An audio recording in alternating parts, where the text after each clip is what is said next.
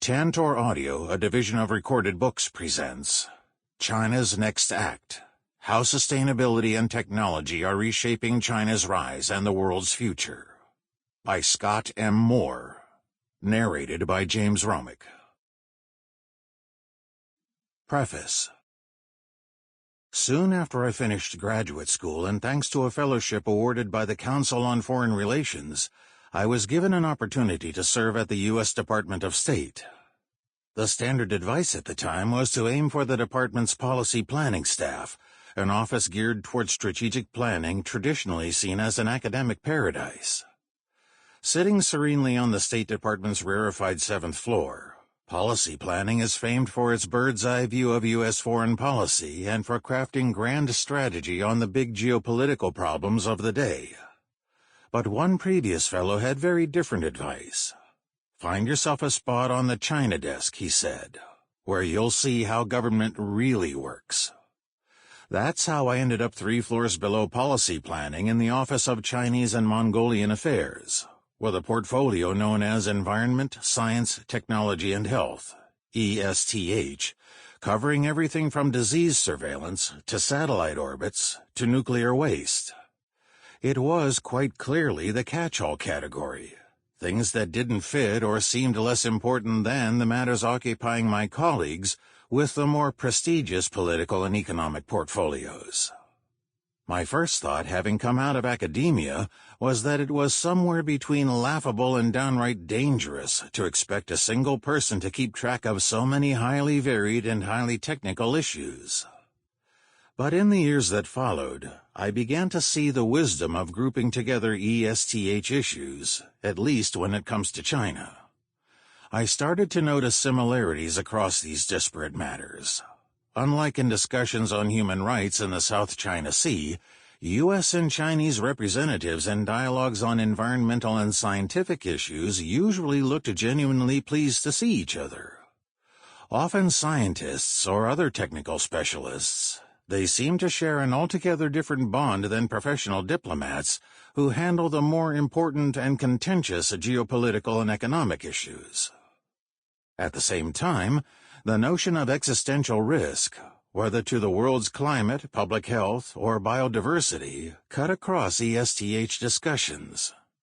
There was a shared sense that, whether anyone knew it or not, these issues were every bit as important as and deeply related to the more traditional foreign policy concerns of war, peace, and trade. For a time, ESTH even seemed to be getting more fashionable. During my time at State in 2015 through 2016, environmental and technological issues became a significantly more important area of the U.S.-China relationship and expanded dramatically in scope and scale. A coordinated response to the 2014 through 2016 outbreak of Ebola in West Africa appeared to show that the United States and China could effectively work together on global challenges. Joint action on climate change, meanwhile, dominated high-level interactions, and new initiatives were launched on fisheries, seismological research, national parks, and everything in between. When the Paris Agreement on Climate Change was signed in December 2015, largely on the strength of Sino-American cooperation, it looked like ESTH issues would not only become a pillar of U.S.-China relations, but one of the most constructive areas of an otherwise problematic relationship. Soon afterward, though, ESTH devolved from being perhaps the most promising area of U.S.-China relations to yet another area of competition and contention. Technology that once seemed sure to link countries like the United States and China closer together became battlegrounds on what differences on censorship and other matters played out, while China's growing prowess in advanced technologies like artificial intelligence ignited foreign fears about being eclipsed in a new Chinese century. The failure of U.S., Chinese, and other national officials to do much at all to prevent the global spread of COVID-19, meanwhile, signaled that cooperation on global challenges would be much harder than it once appeared. The arc of this short history, from ESTH issues differentiating themselves from their more traditional diplomatic counterparts, then growing massively in importance before becoming increasingly politicized, frames this book.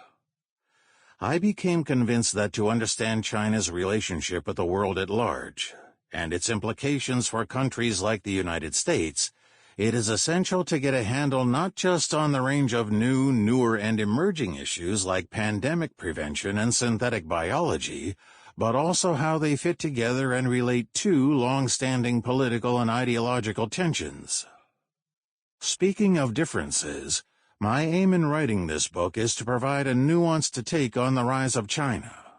But I do not claim to be impartial. I believe and argue throughout the book that liberal values and institutions promise a far brighter future for the world than any Beijing-backed alternative. Moreover, this book places special emphasis on the role of the United States, which, as an American, I believe has a unique ability and responsibility to preserve and uplift liberal values. Even so, we must all think differently about how to do so in a world shaped by climate change, pandemics, and disruptive new technologies. There is, I admit, a big risk in attempting to cover all this terrain. My initial graduate student trepidation at trying to grasp so many different issues remains, and rightly so. In the chapters that follow, there are quite likely errors of both commission and omission. I hope that the risk, and possibly the offense, is outweighed by the value of drawing connections between the public goods and emerging technologies, as well as much longer-standing political and ideological differences that increasingly frame China's rise and its place in the world. If I had to collapse this book into a sentence, it's the one from the conclusion. In a future shaped by climate change, pandemics, and technology, all countries ultimately need China to succeed, and vice versa. I hope nonetheless you'll continue on. Scott Moore, Bryn Mawr, Pennsylvania, Fall 2021. Introduction. A Shared Future Shaped by China. As visions of the future go, they do not get much brighter than the one U.S. President Bill Clinton laid out in a speech marking the 100th anniversary of Chinese Peking University, commonly known as Beida, on June 29, 1998.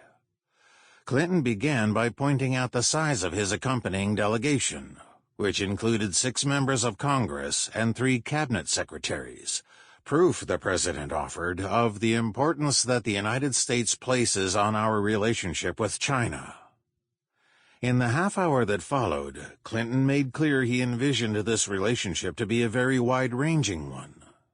He devoted a surprising amount of attention not just to long-standing issues like human rights, free trade, and international security, but also to newer ones, especially education and the environment, healthcare, and even social security. The president made a point of urging action on climate change, the need to prevent the spread of new diseases, and China's crucial role in tackling each of these 21st-century challenges. For an American president, Clinton seemed oddly upbeat about the leading position he foresaw for China in the century ahead. It could, he told the assembled Chinese students, be your century. Perhaps anticipating unease from his fellow Americans, Clinton expressed faith that technology would ease any tensions that China's rise might cause. The Internet and other advances would, he predicted, enable the freest possible flow of information, ideas, and opinions, and foster greater respect for divergent political and religious convictions. After his speech, Clinton was peppered with questions from Beida students, many of them pointed critics of American politics and policy. But the president was seemingly energized by the exchange.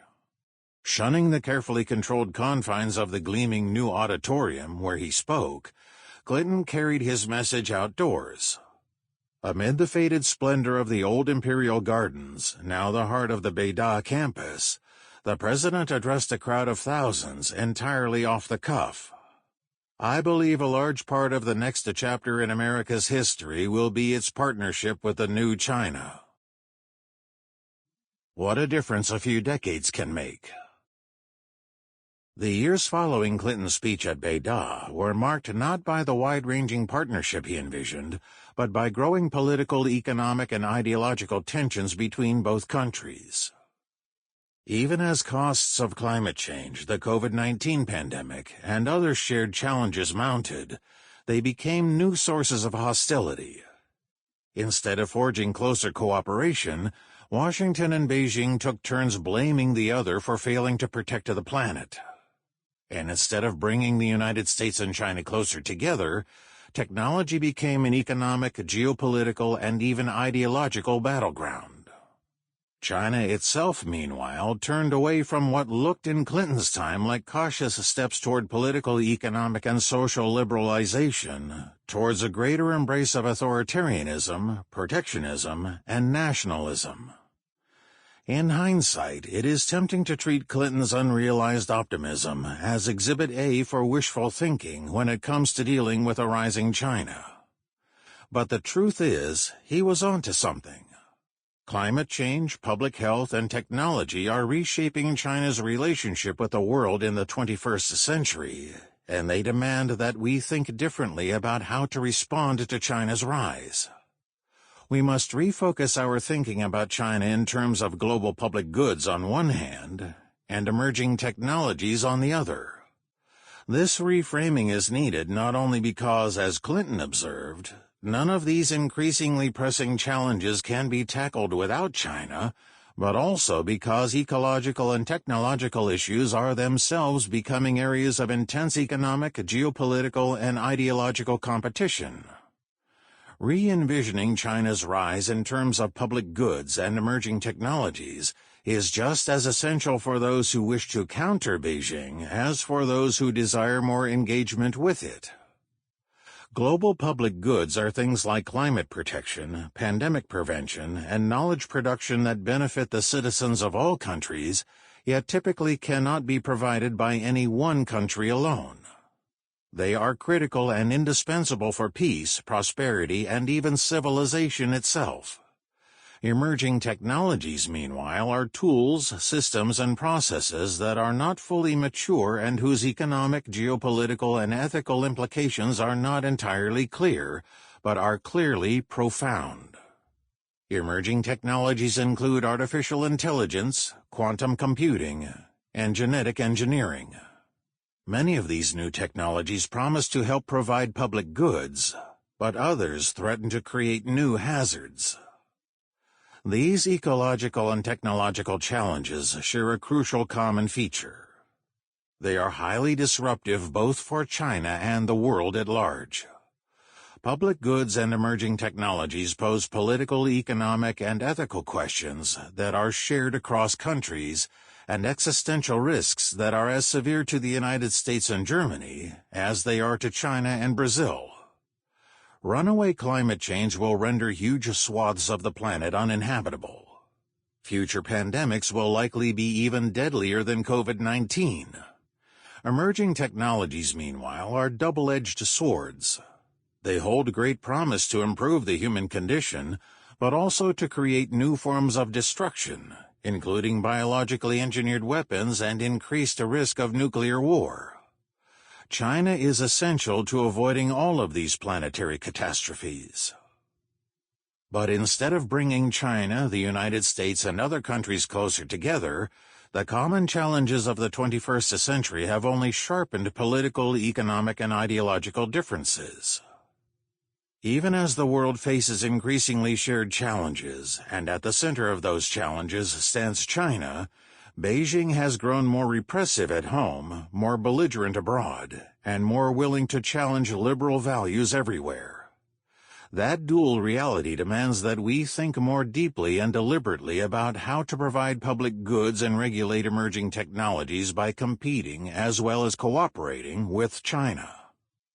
The rest of this introduction outlines a different way of looking at China's rise through the lens of sustainability and technology, and what the implications are for foreign countries, companies, and other organizations.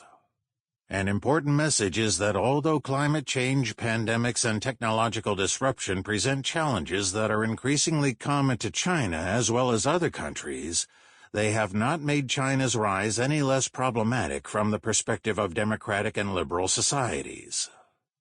Shared ecological and technological challenges do not always produce cooperation. They also prevent opportunities for countries, companies, and other organizations to compete more intensely for economic, geopolitical, and ideological advantage. As this book details, newer ecological and technological issues have become, if anything, even more pitched battlegrounds over basic liberal values, including democracy, free enterprise, and cosmopolitanism, and their illiberal alternatives, especially authoritarianism, protectionism, and nationalism. The challenges of the 21st century, though shared, cannot be isolated from deep disagreement over these basic values between Beijing and more liberal-leaning societies. That means it will be essential for them to both cooperate and compete with China. The future will be fundamentally shared, but also fiercely contested. The need for new thinking on China. The rise of China was one of the defining developments of the late 20th and early 21st centuries. China's rapid growth after the late 1970s, the fastest ever for a major economy, made it once again the biggest and most important country in the world on a long list of metrics. By the 2010s, China had become the largest consumer market, the biggest source of international tourists, the leading oil importer, and the chief trading partner for 40 countries, 10 more than the United States. While in 1980 the world's economic center of gravity was in the middle of the Atlantic Ocean, reflecting the overwhelming importance of Europe and North America, by 2050 it will be in Western China. And though China remained by most measures the world's second-largest economy into the 2020s, increasingly wealthy Chinese consumers accounted for no less than one-third of global spending on cars, fashion, and food, shaping these sectors more than any other single country. Moreover, throughout the early 21st century, Beijing busily translated China's growing wealth into other forms of power. China amassed the world's second-largest military budget, which it used to curb the United States' ability to protect military power, especially in the Western Pacific. Beijing built the world's largest diplomatic network, with more overseas ports than any other country. China's role in the world even became something of a pop culture phenomenon.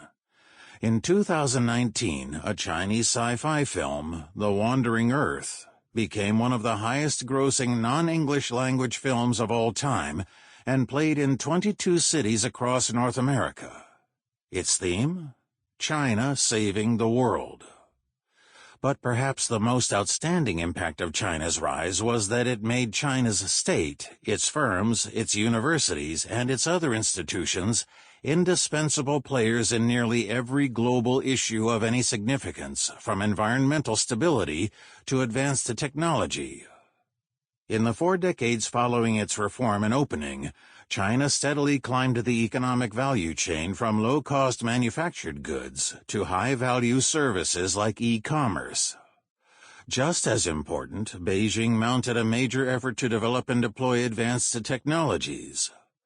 These efforts included programs to train and retrain high-tech talent, to mobilize state, military, and private resources for scientific research and development, and to synchronize diplomacy, trade, and market access policy to preferentially advantage Chinese firms. Beijing also put forward ambitious policies to leapfrog ahead of other countries in a range of technology-intensive sectors, including the cyber and digital economies. In combination, these efforts made China a key player in artificial intelligence and mobile payments, as well as consumer electronics and textiles. And as a result, China became a leading producer of intangible assets like data and algorithms, as well as in the production of physical goods. Having put itself at the center of these crucial 21st century issues, sectors, and technologies, Beijing became indispensable to tackling shared global challenges. Yet working with Beijing became more difficult for foreign countries, companies, and other organizations, not least because newer ecological and technological challenges proved hugely disruptive for China itself. China's breakneck economic growth created and exacerbated challenges more common to wealthy nations than still developing ones, including a rapidly aging population, unaffordable housing, education and healthcare costs, and large-scale employment disruption due to automation. Rapid growth also dramatically increased China's exposure to severe air, water, and soil pollution and imposed an escalating burden from non-communicable diseases, including cancer and heart disease. As the economic gap between China and the developing nations shrank, their challenges began to look more and more alike: protecting the environment, providing quality health care, and dealing with the consequences of disruptive new technologies. Amidst these changes, 21st century China came to resemble what the German sociologist Ulrich Beck called the risk society, one where political, economic, and social systems struggled to respond to new, complex, and often intractable ecological and technological challenges. The risk society is a concept that ties together the issues examined in this book. Environmental sustainability, public health, and emerging technology poses existential risks, requires collective action to address, and underscores differences in basic values and agreed ways of doing things, often referred to as norms. As Beck observed, the challenges of the risk society are fundamentally disruptive and difficult for existing institutions to tackle. Instead, they demand, as he put it, a fundamental rethinking. Much as Beck predicted, throughout the early 21st century, Beijing embarked on a fundamental rethinking of many of its policies and priorities in light of growing ecological and technological risks. Pollution, healthcare, and education became pressing concerns for the newly affluent consumers, prodding Beijing to invest considerably more resources in environmental protection and social services. Sweeping energy, environmental, and innovation policies promised to transform the Chinese economy from one centered on resource-intensive physical goods to one based on intellectual property and technology, much the same as richer nations. Ecological and technological concerns also framed China's foreign policy. Beijing invested considerable resources in becoming an important financier of global public health initiatives, an indispensable actor in climate change diplomacy, and an influential player in international organizations like the World Bank and the World Health Organization that help provide global public goods. China further became a prominent voice in the obscure but important international bodies that set technical standards for next-generation telecommunications and other critical technologies. Yet China's growing involvement in tackling shared global challenges did not lead to greater cooperation with other countries. Instead, political and economic tensions grew more serious between China and other nations over a host of issues, including trade, cyber theft, and the South China Sea. The most glaring and gnawing divide was over basic values, especially human rights. These issues had long been a point of contention between the People's Republic and more liberal-minded countries. But throughout the first decade of the 21st century, Beijing devoted much of its expanding power and resources to repressing dissident groups and voices, to pursuing restrictive and protectionist economic policies, and to stoking nationalist sentiment. Most alarmingly, Beijing embarked on a steadily more ruthless approach to governing the Muslim-majority region of Xinjiang. In January 2021, U.S. Secretary of State Mike Pompeo formally said Beijing had committed genocide in Xinjiang, a conclusion that his successor, Anthony Blinken, pointedly upheld. These intensifying human rights abuses created a moral cost to cooperation with Beijing that foreign governments, firms, and other organizations found harder to justify.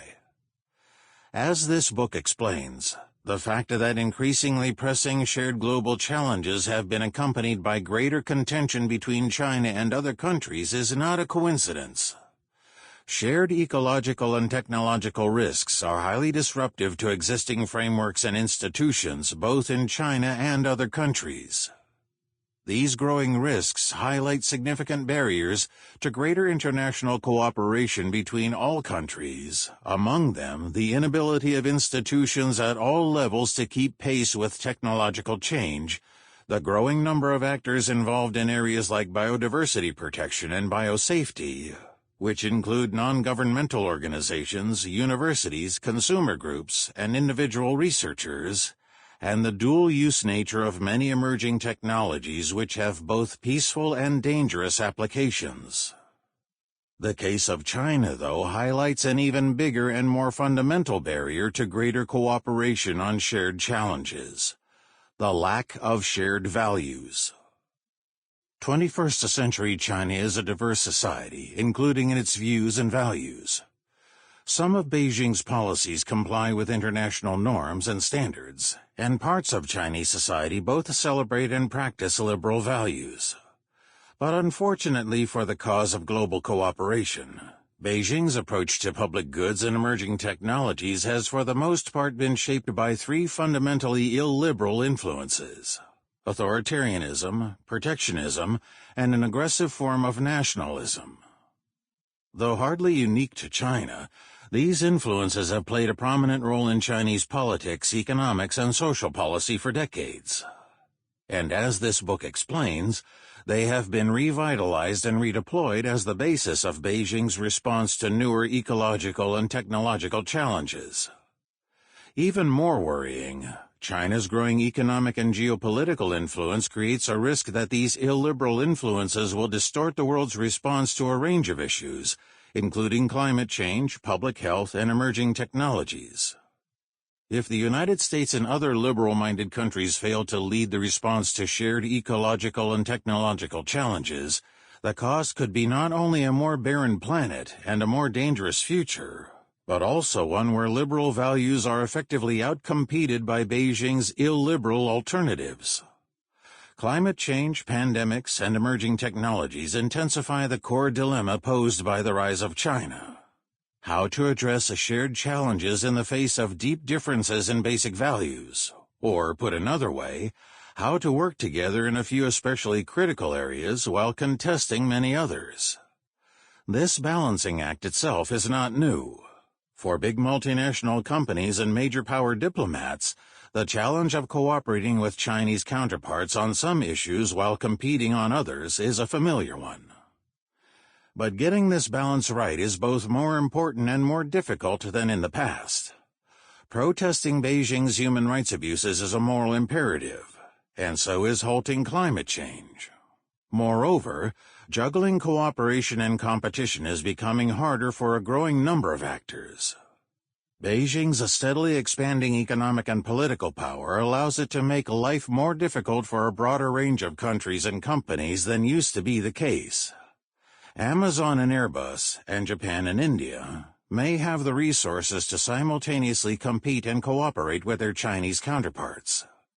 The smaller countries, companies, universities, and nonprofit groups that play an increasingly important role in China's relationship with the world, though, more likely do not. Re-envisioning China's rise in terms of sustainability and technology means a greater focus on shared challenges. But it also means a greater focus on economic, geopolitical, and ideological competition. As this book explains, China's state and its firms view areas like data, education, and even environmental protection as arenas for economic, geopolitical, and ideological competition, as well as cooperation. Foreign countries, companies, and other organizations must do the same if they are to respond effectively to China's rise in the decades ahead, and protect principles like open markets, basic tolerance, and the rule of law. Tackling shared challenges and competing effectively in the 21st century entails three major changes in thinking and practice when it comes to China. First, addressing shared challenges cannot come at the cost of competing for economic, geopolitical, and ideological advantage. Both are necessary to respond effectively to China's rise. As we will hear throughout this book, China's growing role in global governance, from public health to telecommunications standard setting, creates a risk that illiberal rather than liberal values will shape the world's response to critically Sample complete. Ready to continue?